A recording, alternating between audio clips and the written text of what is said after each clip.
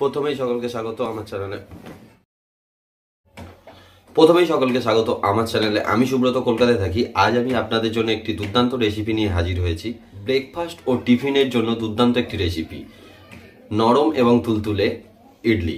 আমার রেসিপি দেখে আপনারা সহজেই বাড়িতে বানিয়ে নিতে পারবেন।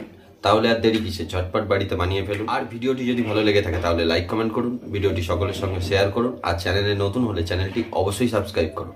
আর নিয়মিত আমার ভিডিও পেতে বেল আইকন অল প্রেস করুন। তাহলে চলুন শুরু করি।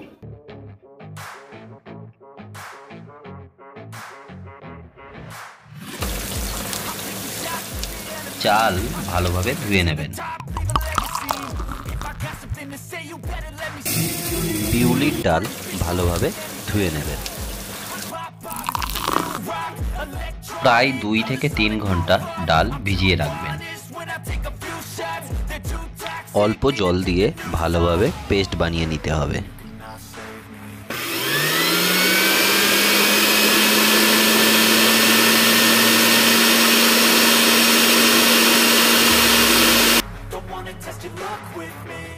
নরম এবং তুলতুলে ব্যাটার বানিয়ে নিতে হবে।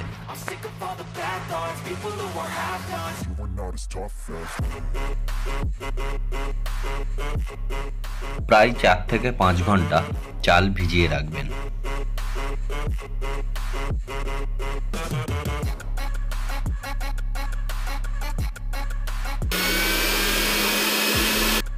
অল্প দানা দানা থাকে সেইভাবে চালটা আমাদের পেস্ট করে নিতে হবে।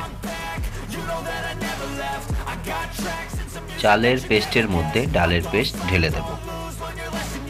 আন্দাজ মতো নুন, পরিমাণ মতো বেকিং পাউডার, আন্দাজ মতো চিনি দিয়ে ভালোভাবে মিশিয়ে নেব। প্রায় 6 থেকে 8 ঘন্টার মতো এটা আমাদের ফার্মেন্ট করে নিতে হবে। ইডলি স্টিমারে আমি অল্প জল ঢেলে ফুটতে দেব।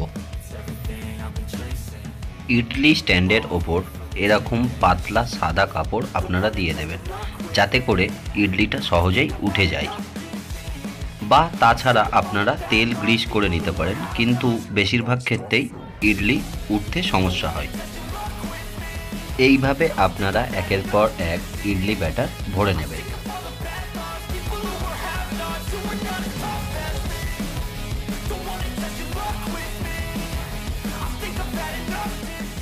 এর মধ্যেই আমার ইডলি স্টিমারের জল ফুটে গেছে। একের পর এক ইডলি স্ট্যান্ড ইডলি স্টিমারের মধ্যে দিয়ে দেব। স্টিমারের ঢাকনা বন্ধ করে প্রায় 10 থেকে 12 মিনিটের মতো আমরা ইডলি স্টিম করে নেব।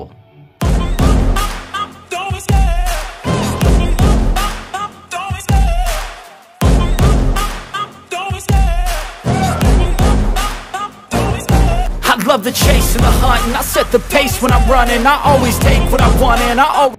দেখুন আমাদের ইডলি কত সুন্দর তৈরি হয়ে গেছে।